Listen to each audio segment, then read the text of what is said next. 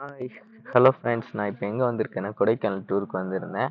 நான் வர்றதுக்கு கொடைக்கானல் ரீச் ஆகிறதுக்கு ஒரு 6 கிலோமீட்டருக்கு முன்னாடி ஒரு மியூசியத்தை பார்த்தேன். அந்த மியூசியத்துக்கு போகலாம் அப்படின்னு சொல்லி டிக்கெட் எடுக்க உள்ளே போயிட்டேன். பெரியவங்களுக்கு 30 ரூபாவும் சின்னவங்களுக்கு 10 ரூபாவும் சார்ஜ் பண்ணாங்க. உள்ளே வந்து என்ட்ரானோடனே ஏகப்பட்ட பொருட்கள், நம்ம பழங்காலத்தில் யூஸ் பண்ண ஒவ்வொரு பொருட்களையும் இவங்க கலெக்ட் பண்ணி வச்சுருந்தாங்க. ஃபர்ஸ்ட் வந்து காயின்ஸ் வச்சுருந்தாங்க. இந்த காயின்ஸ் வந்து இந்தியன் காயின்ஸ் மட்டும் இல்லை, நம்ம வெளிநாட்டில் உள்ள காயின்ஸ் எல்லாமே இவங்க கலெக்ட் பண்ணி வச்சுருந்தாங்க. அதெல்லாம் பார்த்துட்டு நான் ஃப்ரெண்டில் பார்த்தா நம்மளே வியந்து போகிற அளவுக்கு வந்து நம்ம முன்னோர்கள் பயன்படுத்தின போருக்கு பயன்படுத்தின பொருட்கள்லேருந்து நம்ம முன்னோர்கள் பயன்படுத்தின மண்பாண்டங்கள், அவங்க கைவண்ணத்தில் செஞ்ச ஒவ்வொரு மண்பாண்ட பொருட்கள் எல்லாமே செட் பண்ணி வச்சுருந்தாங்க. பார்க்குறதுக்கு வேற லெவலாக இருந்துச்சு. அதுக்கப்புறம் கொஞ்சம் கூட உள்ளே போய் பார்க்கும்போது சின்ன சின்ன பாட்டிலில், கண்ணாடி பாட்டிலில் வந்து நம்ம இறந்த உயிரினங்களை சேமித்து இவங்க வந்து பக்காவாக செட் பண்ணியிருந்தாங்க. இதில் ஸ்னேக்லேருந்து மிருகங்கள் எல்லாமே இவங்க சேவ் பண்ணி வச்சுருந்தாங்க. அது மட்டும் இல்லை, ஹியூமனோட அந்த சின்ன வயசுலேருந்து 1 மந்த் பேபிலேருந்து 8 மந்த் பேபி வரைக்கும் இறந்த பேபியோட அந்த உடல் உறுப்பை வந்து இவங்க அந்த கண்ணாடி குழாயில் சேவ் பண்ணி வச்சுருக்காங்க.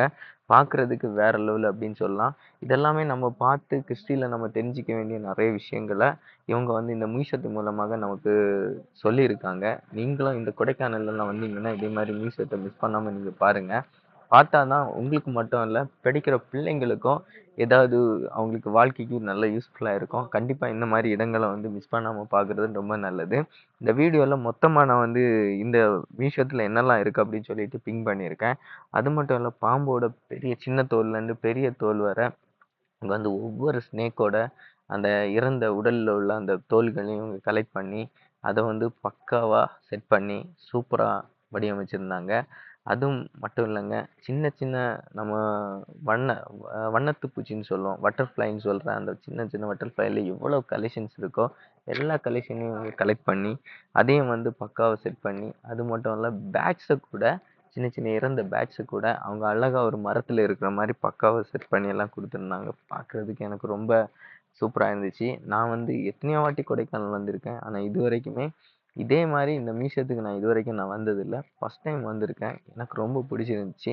நீங்களும் இந்த மியூசியத்துக்கு வந்து இந்த மியூசியத்தில் இருந்த பொருட்களை பார்த்து உங்களுக்கு அனுபவம் இருந்துச்சுன்னா நீங்கள் கண்டிப்பாக எனக்கு வீடியோவில் கமெண்ட்ஸில் கமெண்ட் பண்ணுங்கள். அது மட்டும் இல்லை, நீங்கள் இது வரைக்கும் இந்த மியூசியத்தை பார்க்காம இருந்தீங்கன்னா கூட இந்த மியூசியத்துக்கு கண்டிப்பாக நீங்கள் வாங்க. மிஸ் பண்ணாமல் இந்த மியூசியத்தை பார்த்துட்டு நீங்கள் கொடைக்கானல் உங்களுக்கு போனால் அது ரொம்ப வேற எக்ஸ்பீரியன்ஸாக இருக்கும் அப்படின்னு சொல்கிறேன்.